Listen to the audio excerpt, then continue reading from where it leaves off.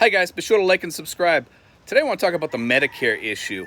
And we've been talking about this in the past before, and I wanted to really pick up on this today. And I really would like to ask every expat out there and subscriber that watches this, if you could possibly help us contact this congressman or a congressman that you know, but specifically this congressman here, because he's getting a little bit pressure on him from one of our guys. We call him Imperial Brown. He's known as in the Philippines here. That's his nickname, I guess. He uses it on Facebook, and I don't want to really give his full name on here, but he is contacting and trying to get Congressman Jackson in Chicago to work on pushing this Medicare issue so that we can use Medicare outside of the U.S. in the Philippines and possibly in many other countries. And the reason why he's doing this is because he has seen it firsthand, where Philippine nurses have worked in the United States and they can't use Medicare. They have to stay in the U.S. because of their health care when they want to come back to their home country or whatever. Many people go to the U.S., they work there, and they work there for the U.S. They fill in shortages and stuff, and then what do we give them? Yeah, we give them citizenship and we give them Social Security, but they've also paid into that Medicare and they don't get to use it. And it's the same way with American citizens and expats that leave. We don't get to use things that we paid into, and it's really not fair to us when you consider the fact that when we leave the U.S., medical cares drop precipitously. We should be able to use something that we paid into. But let me read this letter from Imperial. I'll call him Imperial. And this is his letter to Congressman Jackson. And I might get lost here because my iPad is very touchy. And if I do, I'll have to go back to it. And but we'll see if I can get through this without that happening.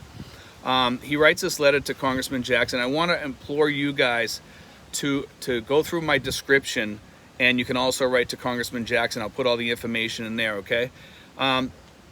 Dear Congressman Jackson, it's truly a move of God that we met at the airport in the baggage claim. There was a planned trip sponsored by my employer, Trinity, which you are familiar with. Having just visited the church that morning as a constituent who is planning to retire at the end of the summer, I have a pressing issue which is of great urgency to perhaps millions of Americans who have decided to spend their recent retirement years in another country. As a minister in the so-called Passport Brothers movement, I'm uniquely qualified to speak on behalf of affected Americans.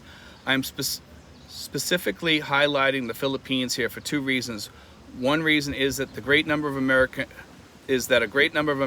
some of them ex-military but also civilian, have moved to the Philippines due to the lower cost of living and overall environment viewed as more favorable by retirees and others.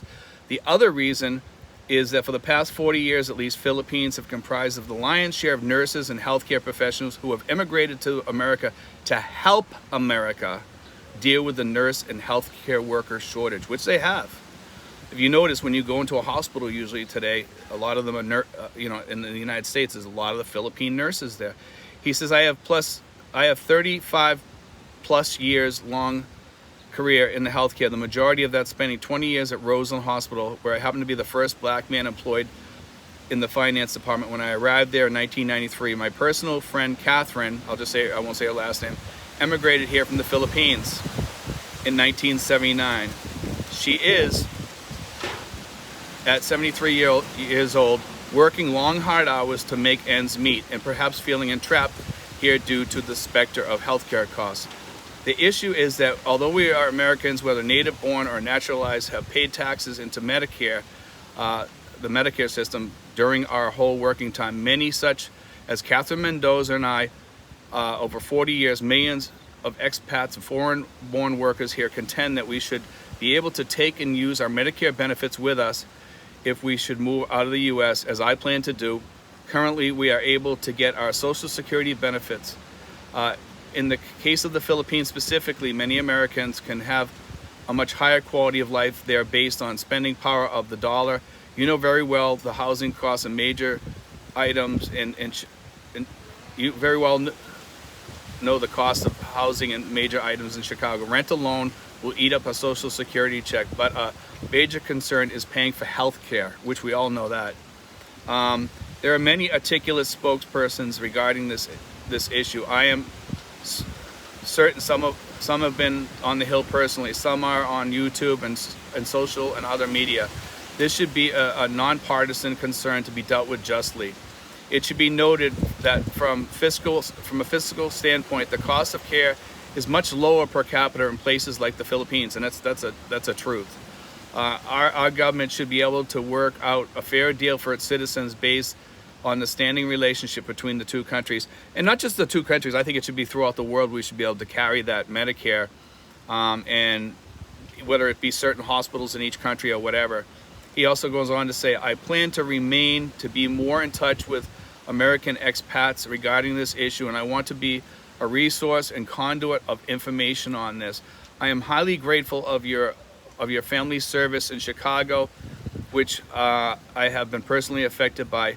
Thank you for your consideration. I hope we can reach across the aisle and get some legislation done to correct this injustice and inequity. To pay 40 years for something and not be able to benefit from it is an injustice. I say as an American with a passport who has paid taxes. And I'm not going to say his name, but I will pass on his email so you can talk to him and just call him Imperial Brown. That's his moniker that he likes to use online. And I just want to say this, guys. If there's one time in history that you can do something about this, is write to this guy, because if we push this guy, I think we have a voice now.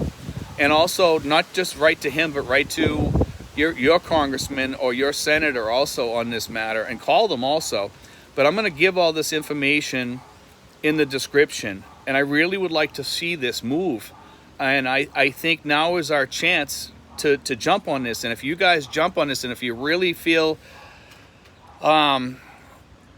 that you really would like to have Medicare here, now's your chance. A lot of people, they just sit idly by and say, well, I'll let somebody else take care of this. No, now's your chance. Now's the time to make a phone call. Now's the time to speak out. If you're a vlogger, vlog on this. Push it out there to get other people to call this guy's number or whatever. We can use all the help. I'm also, I'm asking other vloggers out there, if you really want to see this go through, vlog on it, push it through. I'm sure this guy, Congressman Jackson, would love to hear from these people. He's already managed to talk to this guy, and this guy here is really trying to push on this. And I'm going to do another video on this in the future to talk a little bit more about this as I get more news in from him and more feedback from him. I'm going to let you guys know what's going on. But anyway, guys, be sure to look at my description. Be sure to contact this guy. Okay, guys? I really would like to see some movement on this. But we need your help. God bless, guys. Take care.